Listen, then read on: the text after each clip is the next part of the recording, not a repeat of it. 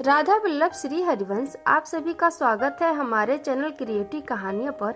आइए जानते हैं भूखे शेर को आखिर क्यों मिला वरदान माता की सवारी का। आइए इस कथा को विस्तार से जानते हैं। अगर ये कथा आपको अच्छी लगी तो एक लाइक और शेयर जरूर कीजिएगा।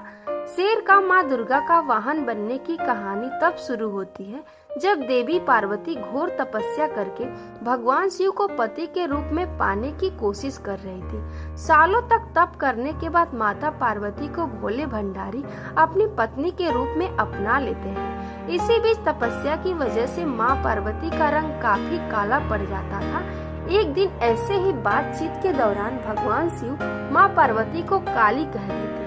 ये बात उन्हें पसंद नहीं आती। माँ पार्वती नाराज होकर दोबारा तप करने के लिए चली जाती है। माता पार्वती जब तपस्या कर रही थी उसी समय वहाँ एक शेर घूमते घूमते आ जाता है। माता को खाने की इच्छा रखने वाला शेर माता का तप पूर्ण होने की प्रतीक्षा करता है। समय बीतता जाता है और शेर इंतजार ही करता है। सालों बीत जाते हैं।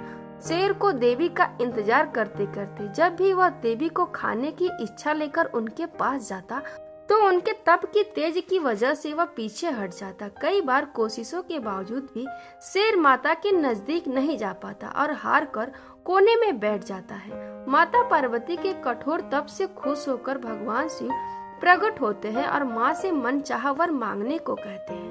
माता पार्वती कहती हैं कि मुझे पहले की तरह अपना गोरा रंग वापस चाहिए। माता पार्वती के इस वर को भगवान शिव पूर्ण करते हैं। आशीर्वाद मिलते ही माता पार्वती नहाने के लिए चली जाती हैं। उनके नहाते ही उनके शरीर से एक और देवी का जन्म होता है जिनका नाम कौशिकी पड़ता है। नहाते समय उनके शरीर से काला रंग निकल जाता है और माता पार्वती का रंग पहले की तरह साफ हो जाता है। इसी वजह से माता पार्वती का नाम माँ गौरी भी रखा जाता है। नहाने के कुछ देर बाद जब माता पार्वती बाहर आती है तो उनकी नजर शेर पर पड़ती है जो माता को खाने की प्रतीक्षा में भूखा ही एक कोने में बैठा था। माता पार्वती भगवान शिव के पास जाती हैं और उनसे वरदान मांगती हैं।